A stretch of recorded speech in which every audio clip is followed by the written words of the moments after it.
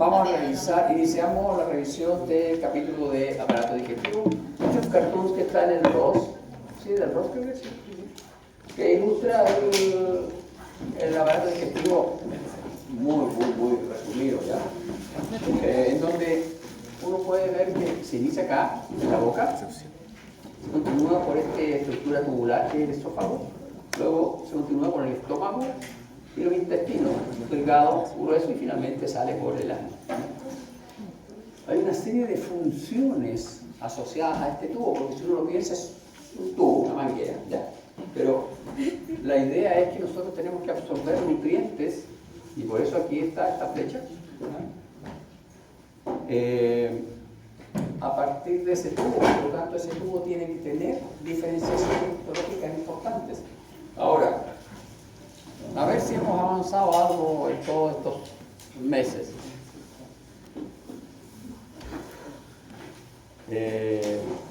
Señorita, usted, ayúdeme. ¿Esta estructura debería tener en toda su extensión el mismo epitelio o deberían cambiar los epitelios? Sí, usted estoy preguntando. Sí, usted.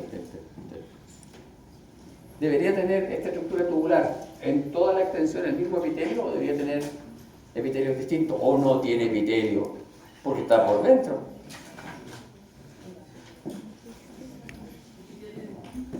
Epitelios distintos. Sí, perfecto. Tiene epitelios distintos, exacto. Tiene epitelios distintos porque recuerden, los epitelios tienen múltiples funciones. Hay una variedad de funciones que están asociadas a una variedad igual de epitelios, ¿ya? Como tantas funciones pueden encontrar ustedes, pueden haber epitelios. Por lo tanto, obviamente va a tener epitelios distintos. Y esos epitelios se inician con un epitelio que es el mismo que nosotros tenemos en la epidermis. Y si es el mismo que tenemos en la epidermis, estimada, ¿por qué se va a sentar allá al final? ¿Sí usted? No mira al lado usted. ¿Por qué se va a sentar al final? Usted siempre se sienta acá en los 3 primeros asientos. Absolutamente identificada. ¿Qué epitelio tiene el inicio de nuestro tubo digestivo? Asumimos que es una invaginación de la epidermis. Si es una invaginación de la epidermis, ¿qué epitelio tiene el tubo digestivo en su inicio?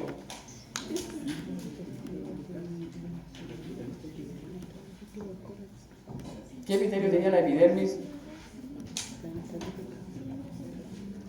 El estratificado plano queratinizado. Bueno, si es una imaginación y se mete hacia el interior y genera una cavidad, y esa cavidad está húmeda, si la cavidad está húmeda, el epitelio no requiere ser queratinizado porque no vamos a perder agua, ¿ya? Es una cavidad cerrada. Por lo tanto, va a tener un epitelio estratificado plano no queratinizado, hasta más o menos aquí el estómago, porque en el estómago empieza la digestión química de los alimentos. Ya se inició en la cavidad bucal con la amilasa salival que es aportada por la saliva, pero digamos que acá está la digestión química y aquí hay un epitelio distinto. Chicago. Sí, pues Chicago. Entonces, ¿qué epitelio tenía el estómago? ¿Sí? Bueno, era cilíndrico, simple, con microvellosidades. Gracias. Entonces, ya. No diga eso, profesor. Y entonces, luego tenemos acá el intestino. Acá se tienen que absorber los elementos, por lo tanto vamos a tener una diferenciación nueva en los epitelios. Pero acá hay una digestión que es digestión enzimática. Y este epitelio no es capaz de sintetizar y secretar enzimas a un nivel suficiente como para que se produzca la digestión. Entonces ahí se asocian las glándulas asociadas al tubo digestivo, que son el páncreas y el hígado, ¿ya? Y finalmente tenemos el intestino grueso, que tiene un epitelio especializado en absorción. ¿Por qué razón? Porque si ustedes empiezan a sumar los volúmenes de agua, esto suma como 6 litros de agua que se procesan al día, y si se perdieran, tendríamos el mismo problema que con la filtración renal. ¿Se acuerdan que eran 180 litros? 180 de los riñones más 6 del... No, estamos secos, como una pasa, ¿ya? Entonces aquí se reabsorbe agua, ¿ya? Principalmente se reabsorbe agua y finalmente salen las heces por el conducto anal. Bien, nosotros vamos a revisar las características histológicas de este conducto, de este tubo, que la verdad es un tubo. y cómo se va modificando. Entonces iniciamos con esta cavidad bucal, unas fauces hermosas ahí. Y la cavidad oral es un espacio irregular limitado por los labios, las mejillas y el paladar. A la cavidad oral se vierte la secreción de las glándulas salivales. Es como un litro y algo de saliva al día que uno secreta, ¿ya? Contiene los dientes, las encías y la mayor parte de la lengua. ¿Por qué? Porque el tercio posterior de la lengua es parte de la faringe. Entonces tenemos ahí nuestra esquemita, ustedes se fijan. Acá, obviamente esto es la lengua, los labios, acá están las mejillas. Acá está la úvula, un detalle interesante. ¿Se fijan? La úvula, acá está el paladar, y la úvula casi coincide con la zona del agujero ciego. Y ese es un detalle interesante porque se acuerdan cuando revisamos las bolsas faringes, resulta que a nivel de la segunda bolsa faringea hay una estructura que se llama membrana bucofaringea. Y esa membrana bucofaringea hace límite de la invaginación del ectodermo y contacto con el endodermo. Por lo tanto, todos los epitelios que están en la cavidad bucal o en el aparato digestivo, desde esta región de la úvula hacia adelante, son epitelios que derivan del ectodermo. Y los que están desde la úvula o agujero ciego en la lengua hacia atrás, son epitelios que derivan del endodermo. Ahí está la fusión, ectodermo-endodermo. Por eso es que uno no entiende de repente, y el epitelio del paladar no es ectodérmico, y el epitelio del estómago es endodérmico. ¿Pero cómo? Que es una cosa endodérmica, la otra es epidérmica. Endodérmica, ectodérmica. Es por esto, porque aquí está una membrana que es la membrana bucofaringea, ¿ya? Bueno, la cavidad bucal está recubierta por la mucosa bucal. Señores, una mucosa es la unión entre un epitelio y una lámina propia. ¿Qué es una lámina propia? Es el tejido conectivo subyacente a ese epitelio. Eso es una mucosa, ¿ya? En el tubo digestivo, en algunos casos, la mucosa presenta una lámina elástica, ¿ya? Que se llama muscular de la mucosa.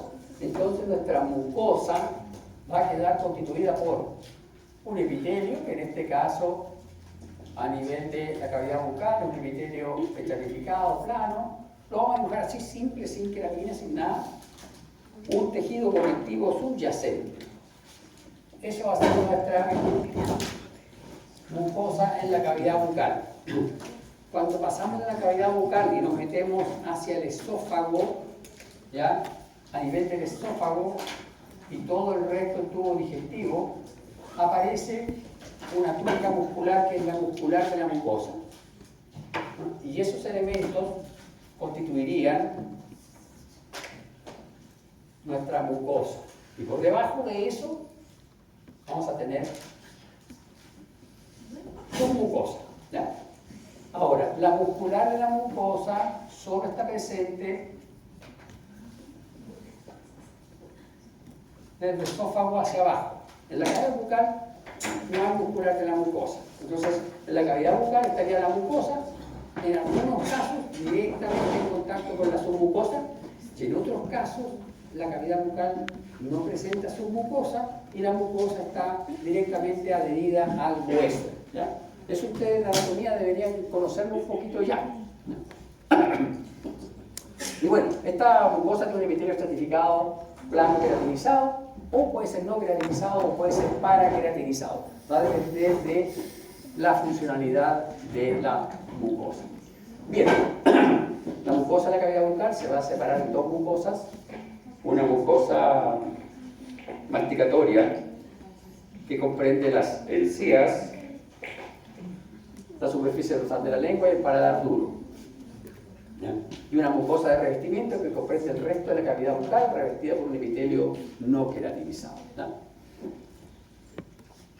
Bien, veamos los labios. Este es un labio, este es un corte de labio. Y nosotros aquí revisándolo con bajo aumento, lo primero que denotamos es que hay diferencias en las estructuras. Si ustedes se fijan aquí, el epitelio tiene un grosor X y por encima se ve una estructura un tanto desprendida. Aquí el epitelio es mucho más alto, ¿ya? Y tiene conductos excretores de elementos glandulares que están presentes aquí.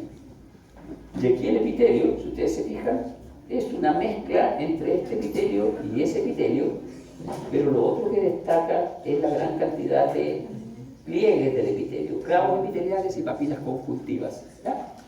Entonces, acá, si nosotros revisamos el epitelio con este aumento, podemos establecer que este labio tendría un lado izquierdo, uno derecho y uno inferior, así como está nuestra forma. ¿Ya? Entonces, si nosotros comenzamos a recordar elementos, vemos que este epitelio es un epitelio estratificado plano queratinizado. Si ese epitelio es un epitelio estratificado plano queratinizado, quiere decir que ese es el borde externo. ¿Por qué? Porque esto es epidermis. ¿Ya? Y si es epidermis, deberíamos tener glándulas sudoríparas asociadas en la lámina propia. Y si es epidermis, deberíamos observar eso de ahí, que son folículos pilosos. ¿Ya? Y ahí, aquí hay una cosa bien particular. Aquí hay, ¿se fijan? Hay unas cositas ahí. ¿Están ahí? Están aquí. Esto tú le mandas. ¿Cómo se llaman esas cositas que están asociadas a los folículos pilosos? Glándulas sebáceas. Excelente, muy bien. ¿Se acuerdan? Acá están nuestras glándulas sebáceas que estaban asociadas al folículo piloso, pero aquí hay algo súper interesante. Estas de aquí, algunas, no están asociadas a folículos pilosos. Se le quitaron los pelos. Y esas no están asociadas a folículos. Y tienden a taponarse y forman unos puntos negros en el borde del labio que se inflaman y pican y duelen. Son glándulas sebáceas que carecen de folículos pilosos. Y como la glándula sebácea no tiene conducto propio, ese conducto que es tan cortito tiende a obstruirse. ¿Ya? Y eso genera esos puntos negros en el borde del labio que son bastante molestos y también faltos de estética. ¿Ya? Entonces, con estos elementos yo puedo determinar que esto de aquí es el borde externo. Glándulas sudoríparas, folículos pilosos, glándulas sebáceas asociadas a folículos pilosos, el epitelio es un epitelio estratificado plano queratinizado. Y otro detalle, si ustedes miran con cuidado, el epitelio no es muy grueso, es relativamente delgado, ¿ya? Y no interacciona mucho con el tejido conectivo subyacente. Vamos a esta zona de aquí. Si nosotros tuviésemos buena resolución, veríamos que aquí hay hartos vasos sanguíneos, que está mucho más vascularizada la lámina propia. Y lo otro, si ustedes se fijan, aumenta la cantidad de clavos y papilas conjuntivas. La interacción del epitelio conjuntivo aumenta. Y el epitelio aumentó un poquito de espesor, pero no es tanto el aumento de espesor. Es un epitelio relativamente delgado todavía. ¿Ya? Ustedes se fijan, no es tan delgado como este, pero sigue siendo relativamente delgado. Y aquí este epitelio es no queratinizado. Puede estar paraqueratinizado o pobremente queratinizado, pero no es con el mismo grado de desarrollo de queratina del superficial. Y eso hace que este epitelio sea sensible a los cambios por temperatura, por sol. El sol se seca mucho, se daña. Entonces por eso es que este epitelio hay que mantenerlo húmedo. Ahora, como tiene tantos clavos y está tan vascularizado, este epitelio tiende a verse rosadito. ¿Ya? Dime. ¿Yo? ¿Y por qué tiene más clavos epiteliales que el queratinizado? Ah, porque tú no muerdes con los rebordes externos de los labios. Tú interaccionas con el borde libre o en la zona que se llama vermellón de los labios. Cuando tú vas a comer una manzana, lo primero que se deposita sobre el cuerpo de la manzana son los labios y luego vienen los dientes. ¿Ya? Y aunque tú digas ya, profe, le está poniendo, si no es tanto el esfuerzo, pero sí es mecánico. Cuando tú tratas de desgarrar el trozo de manzana, si hay un roce mecánico. Tú lo piensas así, pero yo cuando tironeo algo, lo tironeo más fuerte, pero estamos hablando de una superficie epitelial, delgada, ¿ya? Que además está extendida, porque los repliegues y surcos del labio son para que tú puedas abrir la boca y aumentar la capacidad. ¿Ya? Entonces está extendido, está en tensión de trabajo y le aplicas fuerza mecánica.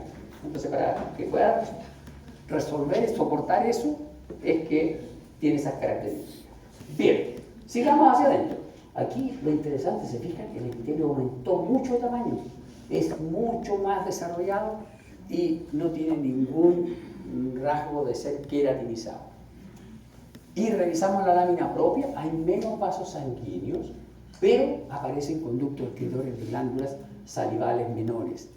Entonces, si nosotros vemos que el epitelio tiene un desarrollo importante, tiene menos vasos sanguíneos, pero, ojo, detalle, los clavos se mantienen, no son tan profundos como acá, pero se mantienen y son mucho más desarrollados que los clavos en el borde externo, ¿ya?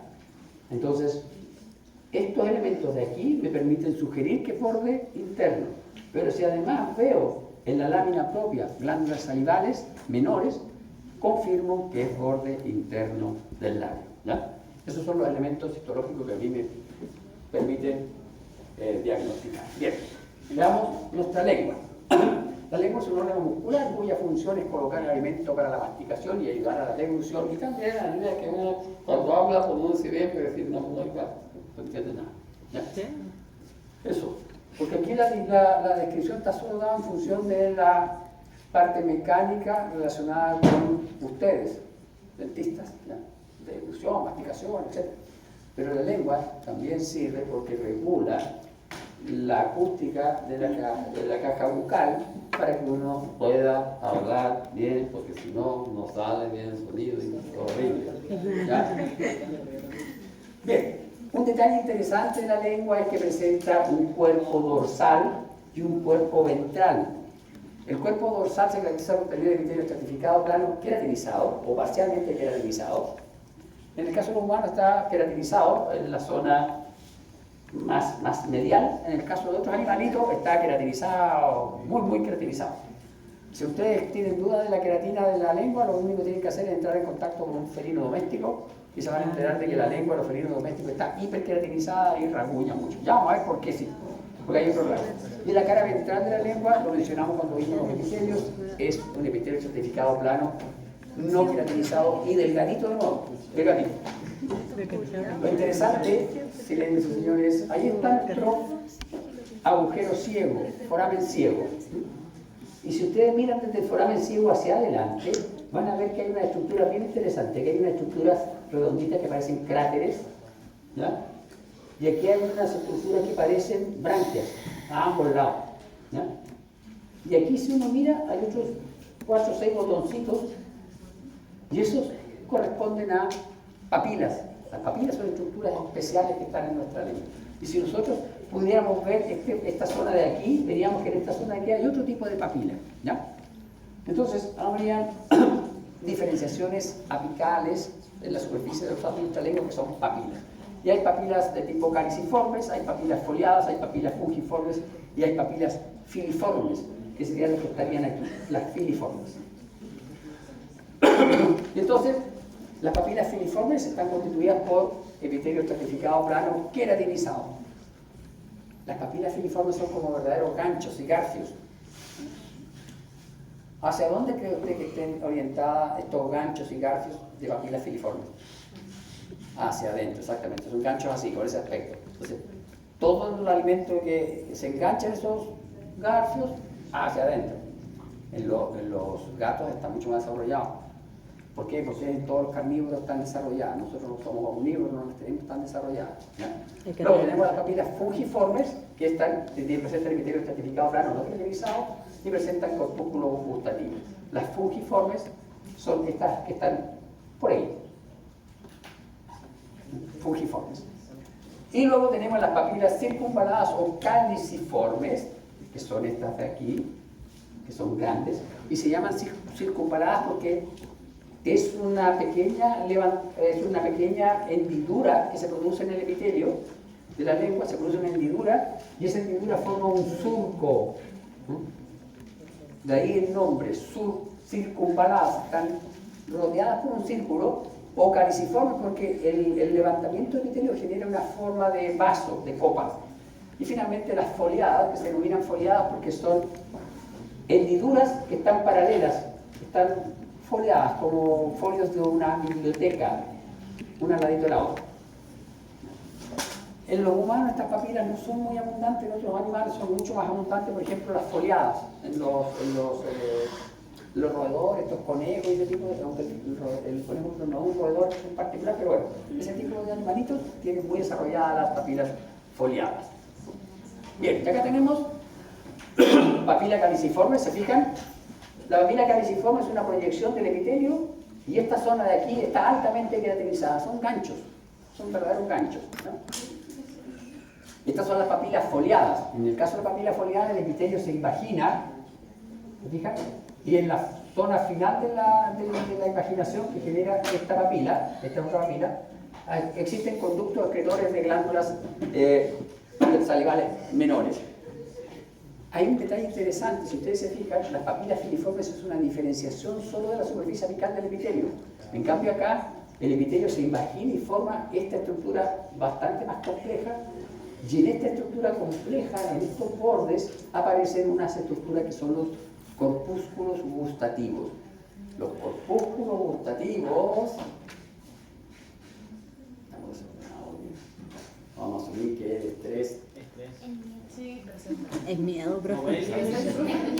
Por eso no la voy a retar. Ya, entonces tenemos nuestros corpúsculos gustativos. El corpúsculo gustativo es una estructura que, como su nombre lo sugiere, está relacionado con la detección de sabores. ¿Ya? Y entonces, las papilas filiformes son para raspar los alimentos. ¿Ya? Epitelio plano, estratificado, altamente queratinizado. Y en este caso, la diferenciación es del epitelio solo. ¿Ya? Las foliadas, localizadas al costado de la lengua, son un conjunto de papilas muy próximas que están separadas por surcos. Un surco, el epitelio se imagina, y esta es nuestra papila, y en las cuales desembocan conductos de glándulas salivales menores, presentan corpúsculos gustativos. Esta no presenta porque esto es solo el epitelio que crece hacia arriba. Acá el epitelio se invagina y forma estos surcos. Y es interesante porque en esos surcos queda atrapado el alimento. ¿Ya? Y entonces, ahí están estos poros gustativos para testear los alimentos.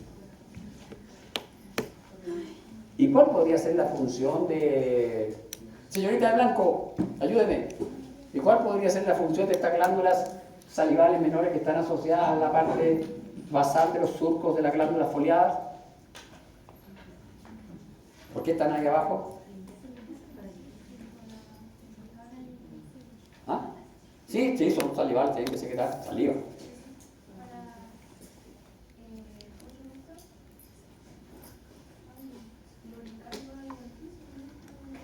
No, mi niña, el bolo alimenticio está arriba. Aquí se meten restos del alimento y quedan aquí atrapaditos, y los poros gustativos sacan una especie de filopodios, y con esos filopodios testean lo que está uno comiendo para saber qué sabor tiene y todo eso.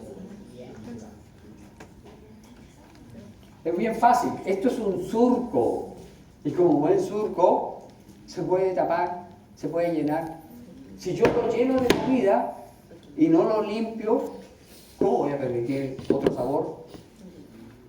Entonces, estas glándulas secretan y lavan esto para que nuevamente se llene con otra bocanada de comida y podamos testear los sabores. Si no, a menos que el sabor sea muy fuerte y sature. ¿Cómo qué cosa? Un vinagre, una cosa de limón, así. Un buen ají rocoto. No diga que da hambre. Ya, bien, sí, sobre todo un ají rocoto. Ya. Fungiformes. Las fungiformes se denominan así, ¿por qué? Porque tienen forma de hongo, fungi. Las fungiformes son las únicas que sobresalen un poquito del límite superior del epitelio de la lengua. ¿Eso parece hongo la pregunta? ¿Sí? ¿Dónde le ve la forma de hongo, bro? Mire, un poquito. No, discutan a los ontólogos antiguos, yo les creo a los señores que eso tiene forma de hongo. ¿Eso es del rojo? ¿Esto sí es del rojo?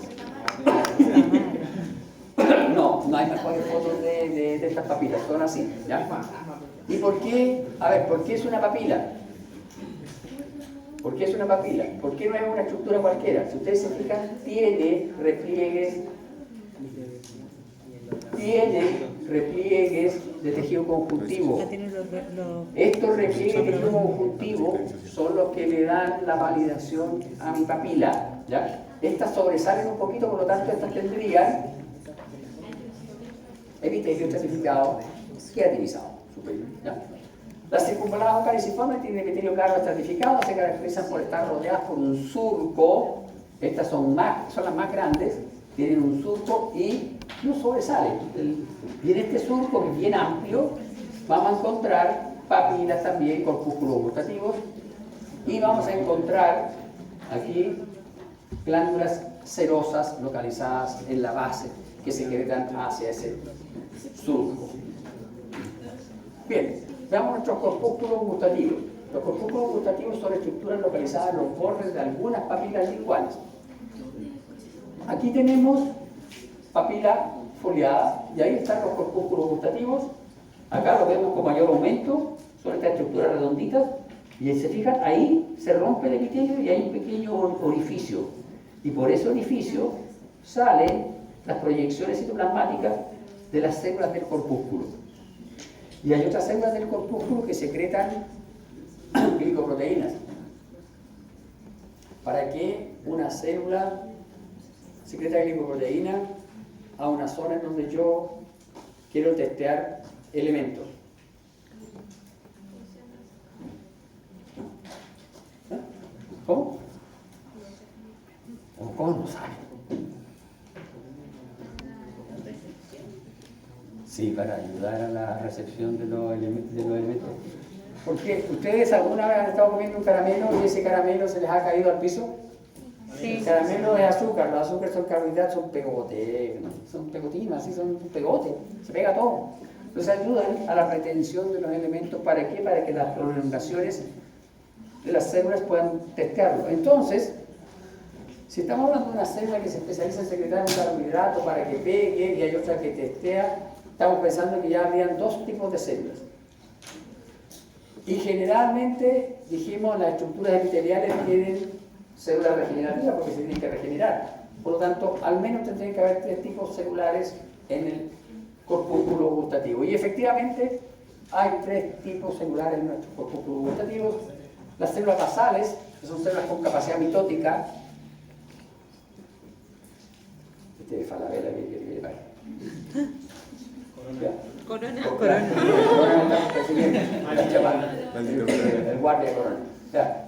Pero está bonita la cabeza. Entonces, células basales son las células que permiten la regeneración de todas las otras células. Son estas células que están aquí abajito.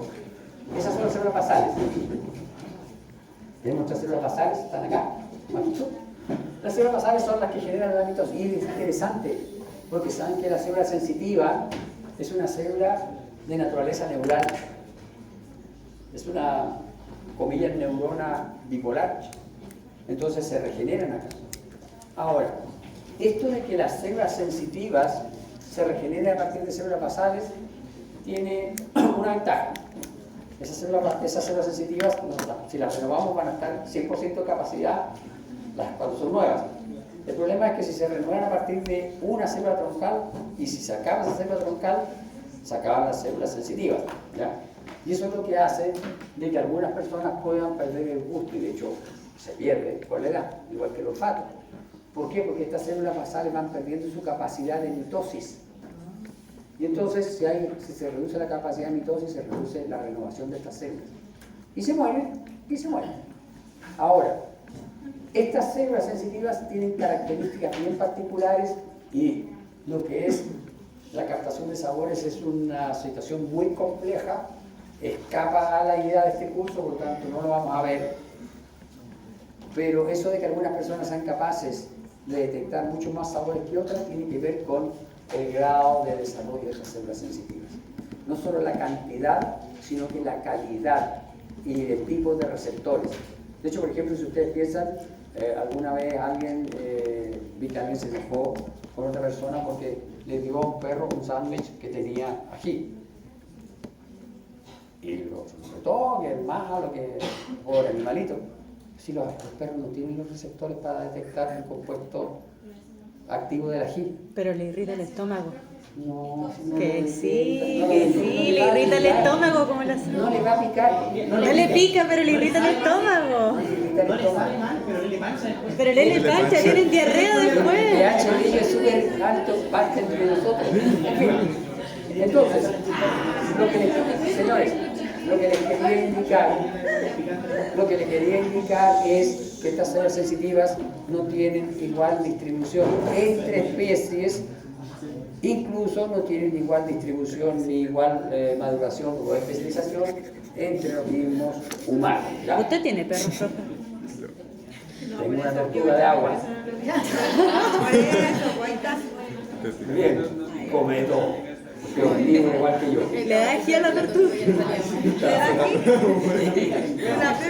No, no come nada, come una mugre de pelos. Más caro los pelos de la tortuga. Ya, señores, silencio. Y entonces, tenemos tres tipos de células.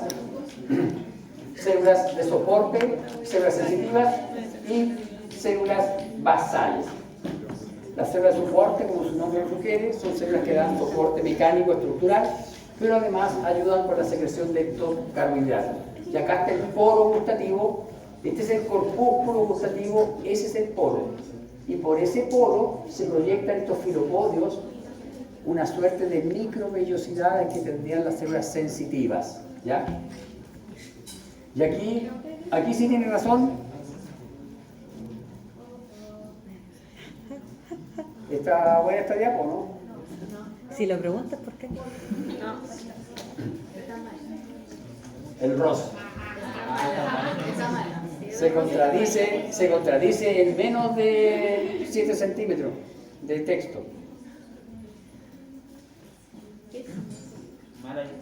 Células sensoriales, las oscuritas. Y las tiene dadas vueltas. Las tiene al revés. Las tiene al revés. Tiene dado Pero vueltas. las sensoriales son las oscuritas, ¿ya? Las sensoriales son las Uno oscuritas.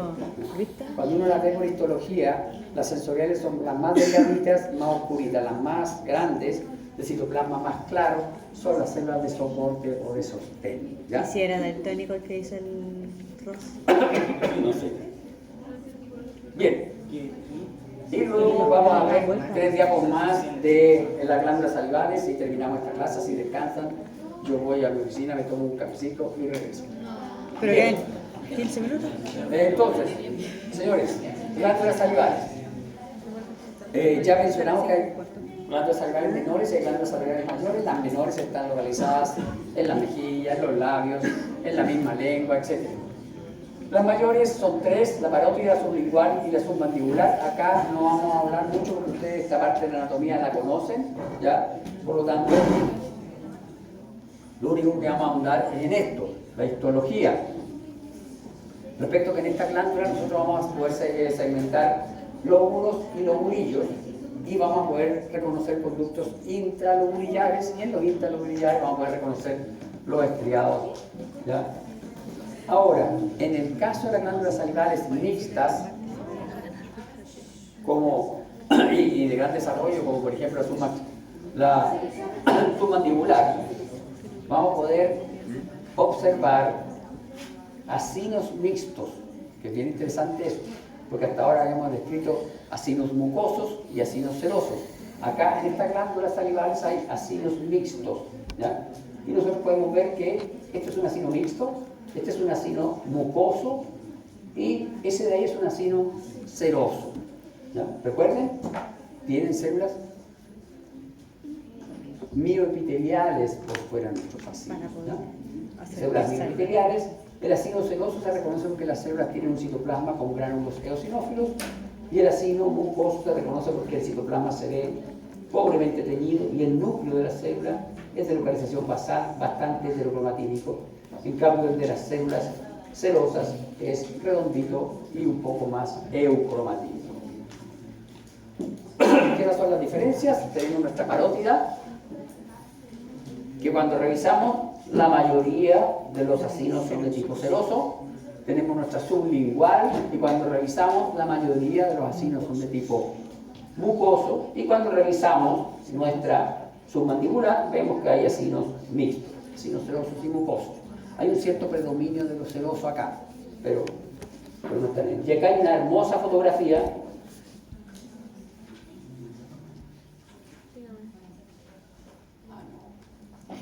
Mira, estoy viejo, pero de aquí a ahí puedo ver lo que estaba sorteando en el tablet. Y eso era o era Instagram, o era otra de esas cosas, pero no era estudiar la clase. Pésimo. Por último, que esté estudiando la materia para el certamen. Aquí tenemos certamen. Aquí tengo el certamen. ¿Cómo van a tener el certamen ahí? Encima anda traficando certamen. Es doble pésimo. Ya, oiga. Mire aquí. ¿Qué conducto es ese? ¿Cómo se llama ese conducto? ¿Qué cosa? ¿Cómo se llama este conducto? Yo te voy a ayudar. Es uno de los intralobulares. ¿Cuál es el nombre específico? Mira, este es el lumen. Mira la parte basal de la célula. Estriado, tiene rayitas, tiene estrías. Ahí se ven hermosas. Sí, mira, es que no lo alcanza a ver muy bien, el profe lo tuvo que apuntar, pero el estriado porque ahí lo pasa. Mira, vean, ahí. Están Por abajo. fuera, este es el lumen. Este es Está el en el lumen. basal. Este es el estrato basal. Ahí están las estrías. No. Dijimos que las estrías están localizadas en el estrato basal, asociadas a mitocondrias alargadas. ¿Por qué? Porque lo que hacen es absorber iones desde la saliva, para que no perdamos tantos iones, 1,5 litros de saliva al día. Podemos perder muchos iones. Bien, señores. Y aquí, como están muy tranquilos, les voy a dejar estas diapos y ustedes las estudian solitos y el próximo lunes, el próximo martes iniciamos ya las diapos estas atendidas. Lo amamos, profe. Miren qué linda diapo que tenía.